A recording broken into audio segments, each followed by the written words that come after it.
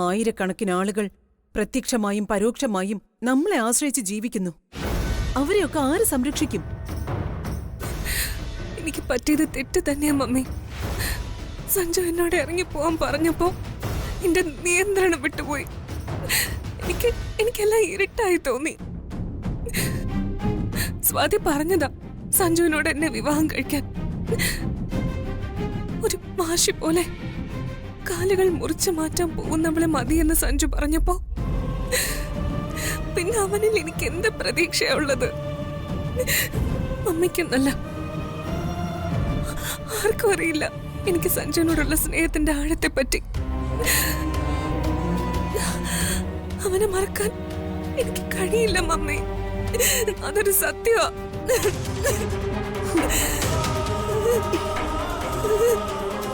മോളെ, നീ ഇങ്ങനെ കരയില്ലേ? എഴുന്നേക്ക്. ചിലർക്ക് ചിലരോട് തോന്നുന്ന ഇഷ്ടമുണ്ട്, അത് മറന്നു കളയാൻ കഴിയുന്ന ഒന്നല്ല. മരണം വരെ അത് കൂടെ തന്നെ ഉണ്ടാവും. സഞ്ജു എന്നോട് എങ്ങനെ ബിഹേവ് ചെയ്താലും എന്റെ ജീവിതാവസാനം വരെ ഞാൻ അവനെ സ്നേഹിക്കും. എന്തിനാ മോളെ വീണ്ടും വീണ്ടും നീ അത് തന്നെ പറയുന്നത്? ഇനി ഞാൻ ജീവിതം അവസാനിപ്പിക്കാൻ ശ്രമിക്കില്ല എന്ന് മമ്മിക്ക് ഉറപ്പ് തരുന്നു. അതുപോലെ മമ്മിയോട് എനിക്കൊരു തീരുമാനവും പറയാനുണ്ട്. സഞ്ജന അതിൽ നിന്നാണ് ഇവിടെ പിന്മാറില്ല. എനിക്കൊരു വിവാഹ ജീവിതം ഉണ്ടെങ്കിൽ അത് സഞ്ജുവിന്റെ കൂടെയാവും. അതിനുള്ള ഭാഗ്യം എനിക്കില്ലെങ്കിൽ ഈ ജന്മ എന്റെ കഴുത്തിൽ ഒരാൾ താലി കെട്ടില്ല. മോളെ, മമ്മി ധൈര്യമായിട്ട് പൊയ്ക്കോ. അല്പനേരം ഞാനൊന്ന് കിടക്കട്ടെ പ്ലീസ് മമ്മി. മമ്മിക്കെടുക്കാനും ഒരു ശബ്ദമുണ്ട്. ഏത് വഴിയിലൂടെ പോയാലും എന്റെ മോളുടെ കഴുത്തിൽ ഞാൻ സഞ്ജുവിനെ കൊണ്ട് താലി കെട്ടിക്കും. ഗൗരി നന്ദനമാരുടെ കാലം കഴിഞ്ഞു. ഇനി നേടിയെടുക്കാനുള്ള പോരാട്ടോ. മോള് റെസ്റ്റ് എടുക്ക്, മമ്മിക്ക് കുറച്ച് തിരക്കുണ്ട്.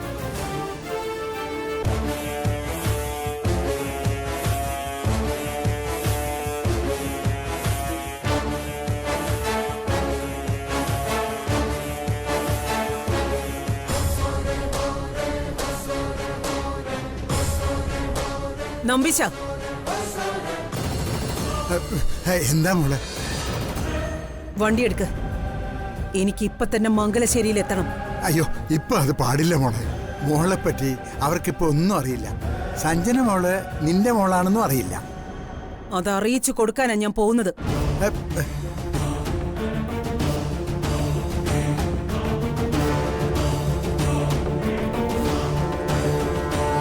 മോളെ, അതെ, ഞാൻ പറയുന്നതൊന്ന് കേൾക്കാനുള്ള മനസ്സെങ്കിലും കാണിക്കണം. എന്തു മനസ്സ് കാണിക്കണമെന്നാ നമ്പിച്ച പറയുന്നത്? 10 മിനിറ്റ് വൈകിയിരുന്നെങ്കിൽ എന്റെ മോളുടെ ഡെഡ് ബോഡിയും കൊണ്ട് എനിക്ക് മുംബൈക്ക് മടങ്ങിപ്പോയേണ്ടി വന്നേനെ. അവൾ എന്നോട് പറഞ്ഞത് എന്താണെന്നോ?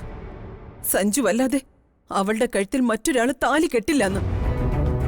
മരിച്ചു കളയില്ലെന്ന് അവൾ എനിക്ക് ഉറപ്പ് തന്നെങ്കിലും അവന്റെ വിവാഹം സ്വാതിയുമായി നടന്ന അത് തന്നെ സംഭവിക്കും. പിന്നെ സഞ്ജന ഉണ്ടാവില്ല.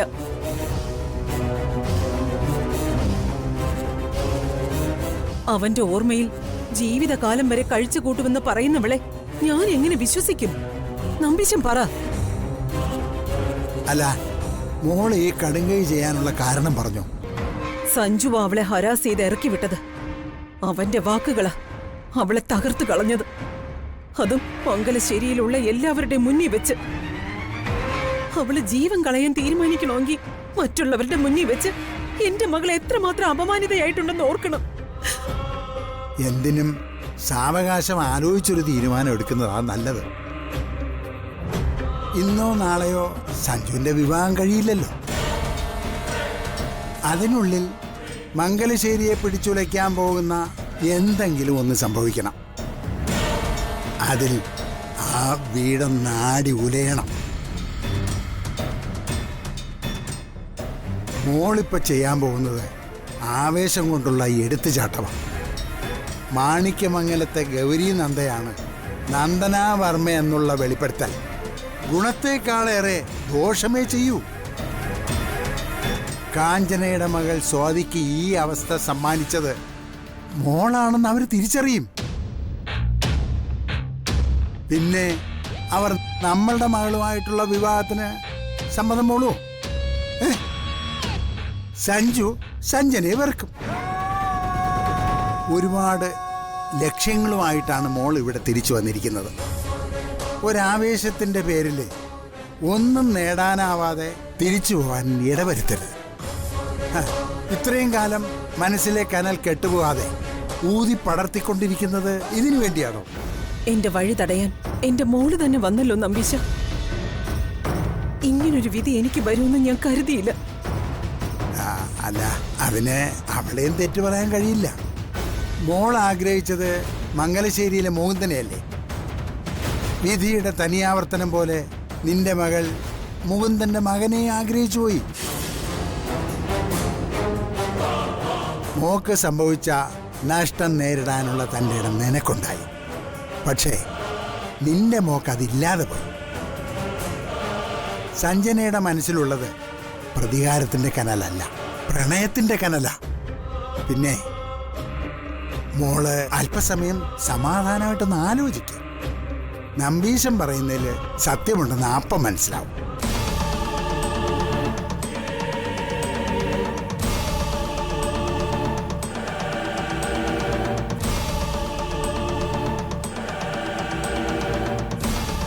എത്ര നേരം പിടിച്ചു നിർത്താനാവുമെന്ന് എനിക്കറിയില്ല.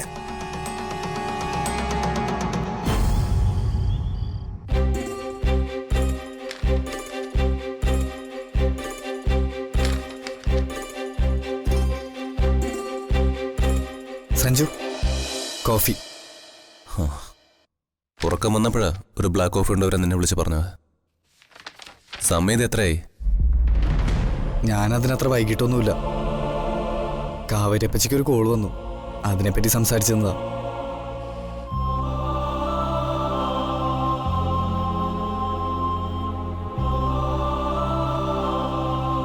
നീ കപ്പ് വാങ്ങാൻ നിൽക്കണോ? അതല്ലടാ, അമ്മുവിന്റെ മുഖത്ത് ഒരു സന്തോഷവും. അമ്മുന്റെ മാത്രമല്ല, ഈ വീട്ടിൽ ആരുടെ മുഖത്തും അതില്ല. അതിനെ പ്രത്യേകിച്ച് പറയണോ? അല്ല, ഞാൻ പറഞ്ഞത് നാളത്തെ കാര്യം ഓർത്താ. സഞ്ജു, ഞാൻ ഒരു കാര്യം പറഞ്ഞാ നീ ദേഷ്യപ്പെടരുത്. നീ അവളുടെ രക്ഷകനോ ദൈവമോ ആരും ആയിക്കോട്ടെ, പക്ഷെ അവളുടെ കഴുത്തി കിടക്കുന്നത് നീ കെട്ടിയ താലിയാ. നീ സംസാരം നിർത്തിട്ട് പോ നോക്ക്. ഈ വിഷയം വീട്ടിൽ വെച്ച് സംസാരിക്കുമ്പോൾ എനിക്ക് പേടിയാ. കൗതുകപ്പിച്ച് എവിടെയെങ്കിലും ക്യാമറ കൊണ്ട് വെച്ചിരിക്കുന്നു പോലും അറിയില്ല. ഡേ, ആ കിച്ചൻ വന്നൊന്നും അപ്പച്ചിക്ക് അത്ര വിശ്വാസമായിട്ടില്ല. പറയാനുള്ളത് പറയാതെ പോകാൻ പറ്റുമോ? ഞാൻ പറയും, വേണമെങ്കിൽ നീ എന്നെ അടിച്ചോ. അമ്മൂനെ സഹായിക്കാനാ നീ താലി കിട്ടിയെന്നുള്ള കാര്യമൊക്കെ സത്യമാ. പക്ഷെ ആ താലി അവള് പവിത്രമായി കാണുന്നു. അതിന് ദൈവം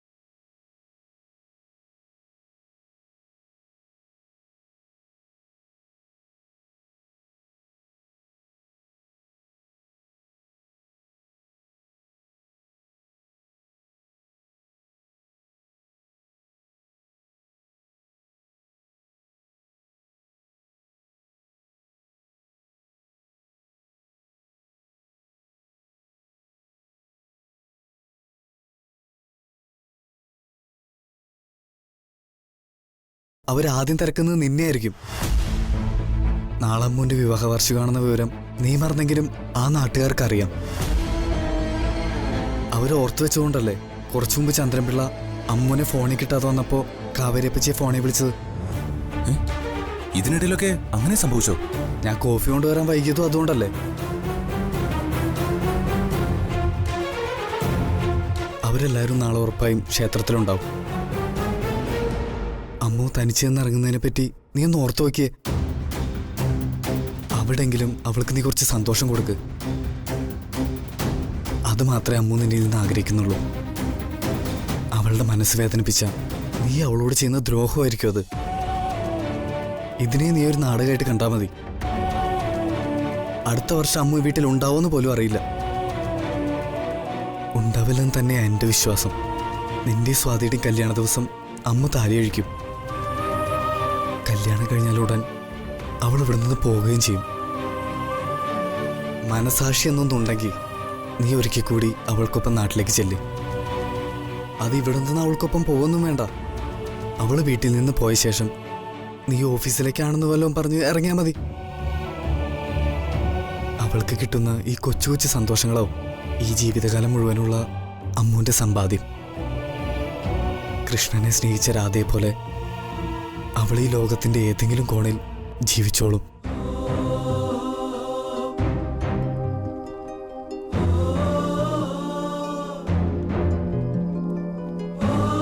രാജു പറഞ്ഞതൊന്നും നിഷേധിക്കാനാവാത്ത കാര്യങ്ങളാ. ലച്ചു എൻ്റെ ഒപ്പം വരാൻ ആഗ്രഹിക്കുന്നുണ്ട്. അവളുടെ കണ്ണുകളിൽ നിന്ന് ഞാനത് വായിച്ചറിഞ്ഞതാ. പക്ഷേ എന്ത് ധൈര്യത്തിൽ ഞാൻ അവൾക്കൊപ്പം ആ നാട്ടിൽ ചെന്നിറങ്ങും? പ്രഭയങ്ങൾ ഇപ്പോൾ ഒന്ന് ക്ഷമിച്ചിട്ടേ ഉള്ളൂ.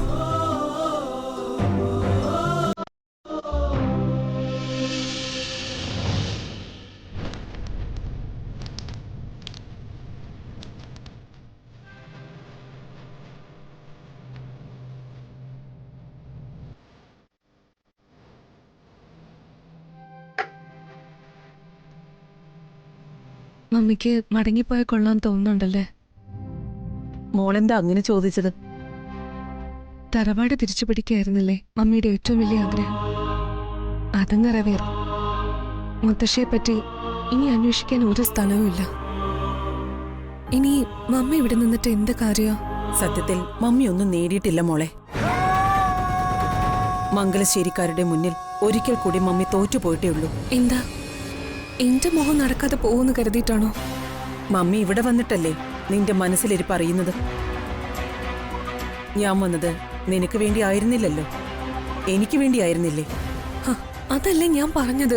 മമ്മി ആഗ്രഹിച്ചത് നേടിയെന്ന്. ഇല്ല മോളെ, തറവാട് ചോദിക്കുന്ന പണം കൊടുത്ത് വാങ്ങാനാ മമ്മി ആഗ്രഹിച്ചത്. സഞ്ജു അത് മാണിക്യമംഗലത്തെ അവകാശിക്ക് സൗജന്യമായി കൊടുക്കുകയേ ഉള്ളൂ എന്ന നിബന്ധനയിൽ നിന്നും പിന്നോട്ട് പോകാതെ വന്നപ്പോ ദാനമായിട്ടാ മമ്മി അത് വാങ്ങിയത്. അത് മമ്മിക്കേറ്റ അപമാനാ. മറ്റൊരു തരത്തിൽ നീ ആരെന്നറിയാതെ അവൻ നിന്നെ അപമാനിച്ചു. മമ്മി എന്താ വീണ്ടും അവിടെയുള്ളവരെ ഒന്നൊന്നായി ഇല്ലായ്മ ചെയ്യാനാണോ പോകുന്നത്? അത് ഞാൻ എന്നേ നിശ്ചയിച്ചു കഴിഞ്ഞതാ. വേണ്ട മമ്മി, സ്വാതിയോട് ചെയ്തതിനപ്പുറം മമ്മി ഇനി ഒന്നും ചെയ്യരുത്. സ്വാതിക്ക് നഷ്ടമായത് കാലുകൾ മാത്ര. താലി വീഴാനുള്ള കഴുത്ത് അവൾക്ക് ഇപ്പോഴും ഉണ്ട്. അത് സംഭവിച്ച തീരാ നഷ്ടം എനിക്ക് മാത്രമാ. നിന്നെ എനിക്ക് വിശ്വാസമില്ല. മമ്മിക്ക് ഞാൻ വാക്ക് തന്നതല്ലേ? നീ എനിക്കില്ലാതായ ആ വാക്കിനെ പറ്റി ഞാൻ ആരോട് ചോദിക്കും? നീ ഒരു ആത്മഹത്യക്ക് ശ്രമിക്കാതിരുന്നെങ്കിൽ നിന്നെ ഞാൻ വിശ്വസിച്ചേനെ. ഒരു തവണ അതിന് ശ്രമിച്ചവൾ എന്ത് വേദന വന്നാലും പിന്നീട് ആശ്രയിക്കുന്നത് ആ വഴി തന്നെയാവും. സത്യത്തിൽ മമ്മിക്ക് പേടിയ മോളെ. എല്ലാ പടിക്കെട്ടുകളും ഇറങ്ങി മമ്മി മോൾക്ക് വേണ്ടി മംഗലശ്ശേരിയിൽ പോയി നിന്റെയും സഞ്ജുന്റെയും കല്യാണക്കാര്യം സംസാരിക്കാം. നീ വിശ്വസിക്കുന്നത് വരെ, നിനക്ക് അവനോടുള്ള സ്നേഹം സത്യസന്ധമാണെങ്കിൽ കല്യാണ മണ്ഡപം വരെ അത് ചെന്ന് നിൽക്കും. ഞാൻ ഇന്നും ആഗ്രഹിച്ചത് സ്വാതി സഞ്ജുവിനെ എനിക്ക് വിട്ടുതരാനാണ്. ഞാൻ ആഗ്രഹിച്ചതുപോലെ അവൾ അത് പറയുകയും ചെയ്തു. പക്ഷെ സഞ്ജുവിന് എന്നെ ഉൾക്കൊള്ളാനാവുന്നില്ല. സ്വാതി എന്ന തടസ്സം മാറിയല്ലോ. ദേ, ഇനി അവനെ നമ്മുടെ വരുതിക്ക് കൊണ്ടുവരണം. അതിനു വേണ്ടത് മമ്മി ചെയ്തോളാം. അതെ, മമ്മിയുടെ തീരുമാനങ്ങളിൽ മോൾ ഇടപെടരുത്. മമ്മി തന്ന പ്രതീക്ഷയോടെ മോൾ ഉറങ്ങിക്കും. Good night. Good night mummy.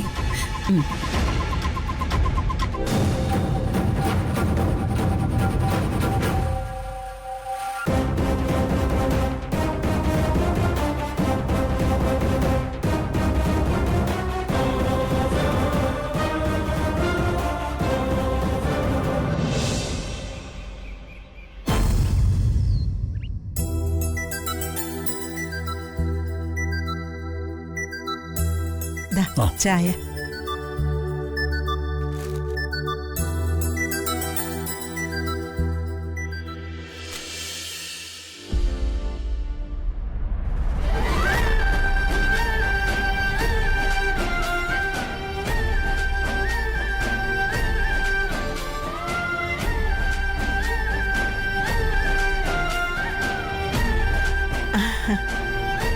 അല്ലമ്മോ, ഇതെങ്ങോട്ടാ? അതും രാവിലെ.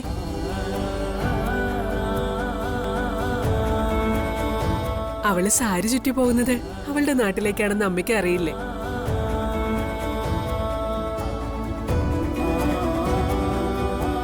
ഇന്നലെ രാത്രി പെരുവണ്ണാപുരത്ത് പോകുന്ന കാര്യം അമ്മു എന്നോട് പറഞ്ഞിരുന്നു.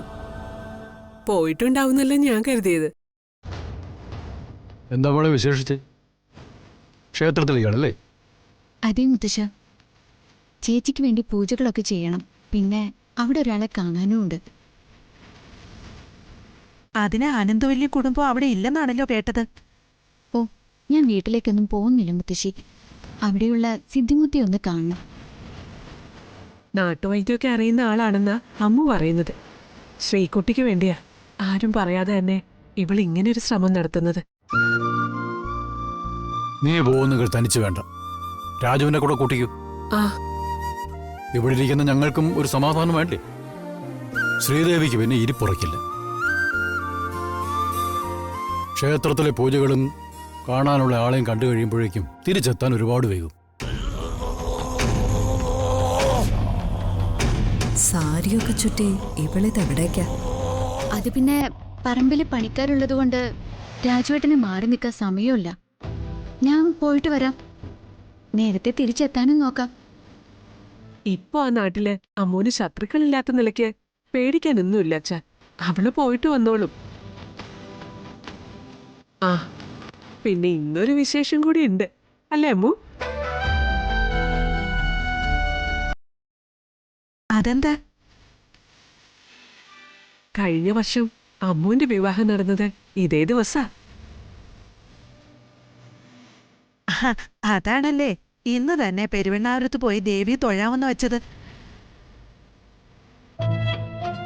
അപ്പൊ ഇവളുടെ യാത്ര വിവാഹ വാർഷികം പ്രമാണിച്ച? അല്ല മോളെ, സഞ്ജയ് ഇത് വല്ലത് ഓർത്ത് വെച്ചിട്ടുണ്ടോ? അവനും വരുന്നുണ്ട്. ഞാൻ തനിച്ചേ പോകുന്നുള്ളൂ. അല്ലെങ്കിൽ തന്നെ അയാൾ എന്തിനാ അതൊക്കെ ഓർത്ത് വെക്കുന്നത്? കളിക്കല്യാണല്ലേ നടന്നത്. എന്തായാലും നീ പോകുന്നില്ലേ?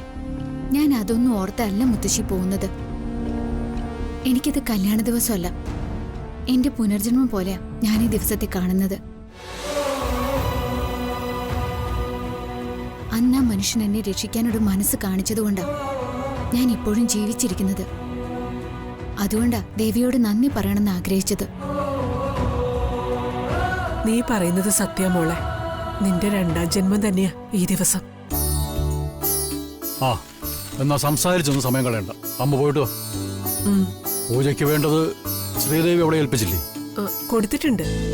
ആ, പിന്നെ അവിടെ ചെന്നിട്ട് ഫോൺ ചെയ്യാൻ മറക്കരുത്. ഇല്ല, ഞാൻ വിളിച്ചോളാം അമ്മേ. ശരി, ഞാൻ ഇറങ്ങട്ടെ എന്നാ. പോയിട്ട് വാ. പോയിട്ട് വാ. ആ, അമ്മ പോയിട്ട് വാ. ശരി മോളെ.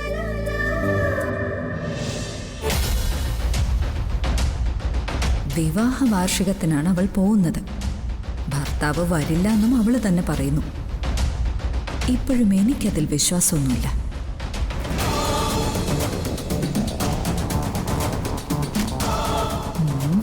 അമ്മുവിന്റെ തൊട്ടു പിന്നാലെ സഞ്ജു ഇറങ്ങിയിട്ടുണ്ടല്ലോ. ആ, നീ ഇറങ്ങിയോ? നീ എന്താ മോനെ നേരത്തെയാണല്ലോ. കവിത പോയിട്ടുമില്ല. കവിത പോയിട്ടാണല്ലോ നീ എന്നും പോകാറ്. ഇന്ന് കുറച്ച് തിരക്കുള്ള ദിവസം മുത്തശ്ശ. ഒന്ന് രണ്ടുപേരെ മീറ്റ് ചെയ്യാനുണ്ടേ. കഴിയുമെങ്കിൽ ഓഫീസിലൊന്ന് കയറിയിട്ട് വേണം പോവാൻ. ആ, നീ ശ്രീകുട്ടി ഒന്ന് കണ്ടിട്ട് പോ. അവളെ ഞാൻ കണ്ടതാമേ. ആണോ? അയ്യോ, നീ ഉടനെ ഇറങ്ങൂന്ന് അറിഞ്ഞിരുന്നെങ്കിൽ അമ്മൂന് വിടില്ലായിരുന്നു. നീ അവളെ ബസ് സ്റ്റാൻഡിൽ ഒന്ന് വിട്ടാ മതിയായിരുന്നു. അമ്മൂന്റെ വിവാഹം നടന്ന ദിവസാ മോനെ ഇന്ന്. അവള് പെരുവണ്ണാപുരത്തേക്ക് പോയിരിക്കുക. അവള് വല്ല ഓട്ടോയിലും ബസ് സ്റ്റാൻഡിലേക്ക് പൊയ്ക്കോളൂമേ. ഞാൻ ആ വഴിക്കല്ല. മുത്തശ്ശ മുത്തശ്ശ മുത്തശ്ശി അമ്മേ ഞാൻ ഇറങ്ങുക. ശരി മോനെ. പോയിട്ട് വാ. ശ്രീകുട്ടിയെ പോലും കാണാതെ സഞ്ജു എന്തിന് ധൃതിപ്പെട്ട് ഓടണം? ഈ സമയം ഓഫീസ് തുറന്നിട്ട് പോലും ഉണ്ടാവില്ല. അമ്മു ആദ്യം പോയി, തൊട്ടു പിന്നാലെ ധൃതി പിടിച്ച സഞ്ജു. എന്റെ അറിവിൽ സഞ്ജുവിന് അറ്റൻഡ് ചെയ്യാൻ ആരുമായും മീറ്റിംഗുമില്ല. ഇന്ന് അമ്മുവിന്റെ വിവാഹ വാർഷികമാണ്. സഞ്ജു പോയതും പെരുവണ്ണപുരത്തേക്കാണെങ്കിലും